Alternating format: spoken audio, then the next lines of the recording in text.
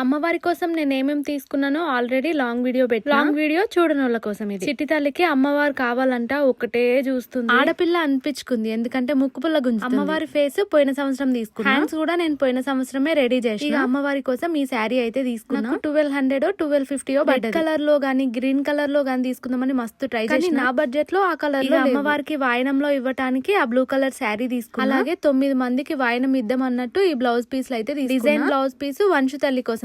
వాయనంలో bangles కూడా main గా important కదా అమ్మవారికి. అలాగే వాయనం ఇవ్వటానికి మొత్తం, అలాగే నాకు కూడా 7 డజన్లో 8 డజన్లో తీసుకున్న 2-3 డేస్ కే మర్చిపోయినా. అది నా మైండ్. నాకు తెలిసిన గుళ్ళో అమ్మవారికి బియ్యం పొద్దాం, అందుకోసం ఈ శారీ అలాగే లింగానికి కట్టించడానికి పంచ తీసుకున్నా. ఇక డెకరేషన్ చేయడానికి ఈ ప్లాస్టిక్ పూలదండలు అయితే తీసుకున్నా. అలాగే వ్రతానికి కావాల్సిన అన్ని ఐటమ్స్, అలాగే నైవేద్యాల కోసం కావాల్సినవి కూడా తీసుకున్నా. మనకు ఏదైనా చేయాలి అనిపించినప్పుడు పెద్దగా గ్రాండ్ గా చేయాల్సిన అవసరం లేదు, మన వల్ల ఎంతలో అవుతుందో అంతలో చేసుకోవాలి. అవును, అమ్మవారి శారీ ఎలా ఉంది? ఉంటాం అలా, బై.